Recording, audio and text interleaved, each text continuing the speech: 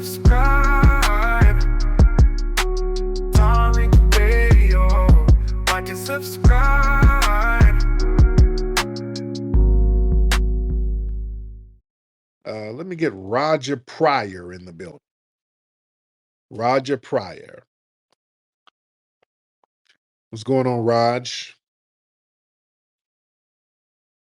Mr. Roger Pryor, hop on, sir. All right, Roger. What's up, bro? What's up, Roger? How are you, bro? I'm chilling, man. You know, just getting off of work, bro. Hey, I wanted to pick your brain a little bit, bro. I know, I mean, the time up here is brief, but you know, neither of these candidates are addressing this issue with the 14th Amendment. So in my opinion, ain't nobody getting it right. I don't know if you familiar with the slaughterhouse cases or the you know, the congressional record of 1967. Now, what does that have in relation to do with the 14th Amendment? Well, the congressional record of the 1967, it's the Congress saying that this shit is it's a sham. It doesn't really exist. What happened was at this time when they needed it to be approved, it was never legally ratified because at the time it was only 37 states. They needed 3/4 of the country to approve it, and 15 out of the 37 states opposed it. So this shit that they got the reason they created this 14th Amendment is because after the Civil War, they didn't want the black people to have the same rights as the state citizens. So they created this whole 14th Amendment shit. The 14th Amendment created all the 3-letter agencies. It created the U.S. citizen, and it created public school. So it looped everybody into the slavery shit that we doing right now. This is why you're able to be taxed. So if they not addressed, let me ask you now: are you a sovereign citizen? No. There's no such thing as a sovereign citizen, sir. Okay. I am sovereign. You know what I'm saying? But I'm definitely not no sovereign citizen. Essentially, I mean, basically saying you're a sovereign citizen is pretty much the same thing as a U.S. citizen. Neither one of those things exist. Okay. Like, are you with the Moorish Empire? No. I mean, I had proclaimed no, I'm definitely not with the. No, I think I don't know if you asked me that before. I know I talked to you before, maybe once. So okay, no, come on. Because I'm hip to you because I seen you on the Corey Holcomb show, and that's my guy. Right. Are you Moorish and are you sovereign? You're sovereign. But I'm sovereign, but I'm a national though. I'm not. I'm not. You know, the Moorish thing. The reason why I deterred away from the whole Moorish thing because they don't show you how to operate in commerce. You feel what I'm saying? Is this more like a private thing? Like that, you got to know how to move through both entities. You feel what I'm saying? So that's why, you know, I do recognize that, you know, that's more than likely my ancestors, but at the same time, like we all the same. You feel what I'm saying? Like as you would call a foundational black man. Yeah. Our ancestors are from here. We are the people from here. You feel what I'm saying? Okay, now you're from the DMV. I hear DMV accent. Nah. I'm from. I think you did say that to me. I'm from Pittsburgh, bro. Really? Okay. Yeah. But yeah, man. I just hold on, no, because if you're sovereign, what sovereign nationality are you claiming? Well, actually, my nationality, being that I live in Pittsburgh, my nationality would be Pennsylvanian. Okay. How are you a sovereign Pennsylvanian when Pennsylvania is a part of the totality of the United States of a nation? No, when they say the United States, they're not talking about when they say the United States, you got to understand it's a corporation. So whenever they say the United States, they're only talking about Guam, the Virgin Islands, Washington D.C. They're talking about the Republic of Puerto Rico. There's only a handful of them. It's basically it's a handful of these territories that are there. It's a corporation. Like just like there's two versions of yourself, there's two versions of there's the United States, and then there's the United States of America. You feel what I'm saying? Now, whenever like I know I mean a little bit about whenever you got your social security card and your birth certificate, how everything is in capitals letters. That's your end. It's called ens allegiance. In other words, it's a trust created by the U.S. government. Because if you look on your birth certificate, you actually have two birthdays. It's the day you were out the womb, and it's the day you were registered with the United States government.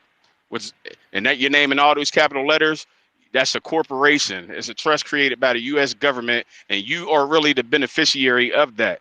I say all this to say, like back to what I was saying before, as far as the 14th Amendment, these motherfuckers ain't getting this shit right. We under slavery right now. That's why I said, in actuality, you really not even really supposed to be voting, because this U.S. citizenship, it doesn't exist really. You know what I'm saying? So I just want to put that shit out there, give people some food for thought, and don't take my word for it, man. Do your own due diligence, because this is real. This is Thank you so much. Oh goodness, Lord, it was getting plebiscite-ish, brother. Look, Cheryl, what you doing over there with all that grunting? Are you clearing your throat, Cheryl? What's happening? Wait, I didn't know my mic was on. Oh, you okay over there? Is this? Yeah, I'm not here in New Orleans. I have to tap in all the time. You just be killing me. I see all the words you use, and you just be killing them all at one time. But down here, it's like it's a red state in New Orleans, so a lot of the older people are voting for Trump. I mean for Kamala, but the younger generation are not. So she lost down here. Oh yeah. All right, but thank you so much, Miss Paulina. Paulina. Hi, thank you so much, Tariq, for allowing me to speak. I wanted to just make two statements, Tariq, and I'm going to land it very Now, quickly. real quick, hold Um, on. Now, where are you from, dear? I hear an accent. so yeah, yeah, I do have an accent. So I'm born in Montreal, and then my mom is Haitian. Okay. My dad is Dominican. Okay. Most of my all my families live in the United States, from Boston, Massachusetts, then Kalamazoo. So yeah, I do have an accent. I do agree, and I do speak Spanish, French, English, Portuguese, and all the and Creole, etc. Yeah. Um, Go ahead. what I wanted to thank you so much, Tariq. I appreciate. So you talk about FBA, and it's very important for me because I thought it's a very great movement.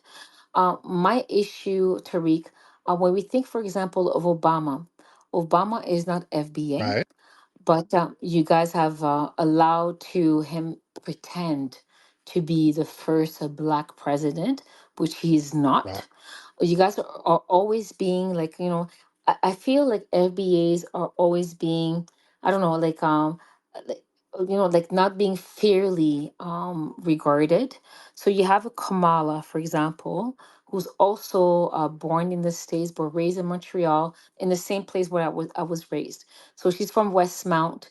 Westmount is a very rich area. She went to the same school as Justin Trudeau, who's a very fascist and very communist type of dude.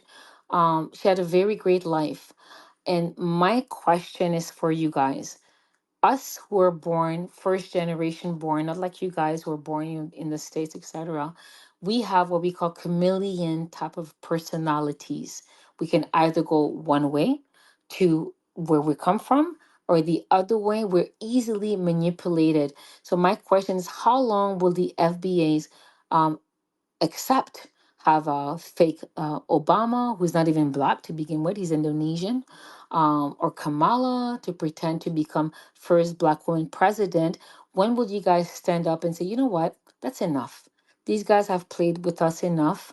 They're not even foundational. They've done nothing in this country.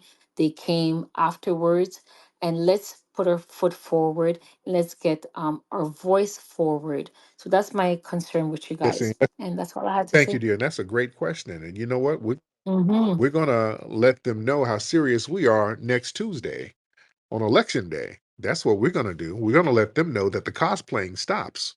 See, we're sending a message next Tuesday by not supporting Kamala Harris. We're letting them know, and the United States know, and the government and the political establishment know that you're not going to parade any more tethers around us and have us support them. You think? We don't give a damn how many celebrities you pay to come out. We don't care about you bringing out Beyonce, Eminem, Keith Sweat, Gladys Knight, whoever. We're just not going to rock with this candidate if it's a tether who's not representing our foundational Black American interest. So we are sending a message, and we're sending that message in the political sphere. We're doing it in the education sphere, the social sphere. And next week on election day, uh, the country is going to be a changing of the energy. We're going to make a statement, us standing on business and not supporting the Democratic tether candidate that they push in front of us. That's going to be a power move. When we reject that, that's going to be a power move. And again, I think we rejected when Biden and Kamala ran in 2020. I don't believe that those numbers were reflective of what was really happening in the Black community, because I didn't see any Black folks who was really stomping for Biden. Nobody was motivated by Biden. So for him to get big numbers like that, that seemed like a finesse. It seemed like a finesse back then. So they're not going to be able to run the same finesse twice. So it's going to be very interesting to see how this thing turn out. But it's, yeah, for the K Hive, it ain't looking good for the K Hive. And good. The Democrats and Kamala should crash and burn. They've been very disrespectful to foundational Black Americans, and they've been trying to scaremonger us and fearmonger us and say if we don't vote, democracy is going to be over. No, no, no, no, no. Democracy is going to be fine, no matter what. Because if it was really that serious, you guys would have gave us our reparations to motivate us. If it was that serious, you would have given us what we wanted. Since you didn't give it to us, it must not be that serious. Well, y'all got to come on with it now. Y'all slowing up the message. Hello, can you Hey, hear me? yeah, Lou, what's up? Hi. Yes, I have a question about reparations. Yes. Do you think that that one of the reasons why all the white men in specific have a issue with Black people getting reparations is because they know that white women will really start gravitating towards Black men, and they will lose more of their access to them? Do you think that that's some of their pushback? You know what? What a lot of the pushback is coming from the fact that white supremacist society, they kind of gauge the status of their community on how bad we're doing. We're the litmus test for white supremacy, not any other groups. When white supremacist society wants to measure and gauge their current situation, they say, okay, well, how are the Black folks doing? Are they still subjugated? If Black folks are not subjugated, they're like, oh, wait a minute. So there's a problem. If Black people are not completely just alleviated financially, oops, there's a problem. One or two can slip in the cracks, but if they can handle one or two, like a Diddy. Yeah, we'll handle Diddy. We got charges we can put on him. R. Kelly, we can handle him. Bill Cosby, we'll put charges on him. Yeah, we can handle those guys if it's just one or two. But when Black people on the grassroots level collectively are rising up, you can't just target people one by one like that. It's going to be a little more difficult. So when we're rising up as a group collectively, they go on alert. So that's what that's about, us getting something exclusively to elevate us as a group. The dominant society has always went on alert about that. But it's our job to say, hey, no matter what, we don't give a damn if that's offensive. Doing the right thing is more important than you not being offended. See, we don't have to sit around here and tiptoe on the sensibilities of white supremacists. we're tiptoeing around their sensibilities. I don't give a damn if they don't like it or not. I don't like subjugation. I don't like Jim Crow. I don't like discrimination. I don't like eminent domain where people are taking black folks' homes and land. I don't like that either. So yeah, you can be a little aggravated and uncomfortable. We were. You dig? That's what it is. You know, that's what it is. Letta, you ready, Letta? Letta, you want to unmute your microphone? All right, Letta ain't unmuting that microphone. All right. And you know what? Let me shut it down because I know we got a lot of folks in here. We got 13, 1,400 people. But let me get up out of here, man. It's been real. Everybody, listen, go to hiddenhistorymuseum.com. Get the book, Hidden Heroes from A to Z. All right. And then go to hiddencolorsfilm.com to get all the Hidden Colors films. Go to buckbreakingmovie.com to get the movie Buckbreaking. All that good stuff. Go to american-maroon.com, get the movie American Maroon. And I'm up out of here, guys. It's been real. Okay, I'm unmuted. Whoa, don't leave me yet. Lita Williams. Hey, Lita, how are you? Thank you, brother. I'm a white sister. Okay. That's cool, okay? Yes, indeed. Thank What you, city? sir. Thank What you. city? I'm northeast an hour of hot Atlanta. I'm a Georgia peach. Okay, you're not in Forsyth County, are you? No, Okay, all right. Just double checking. I'm on the outskirts. I am near War Woman Mountain. You'll have to look that up one day.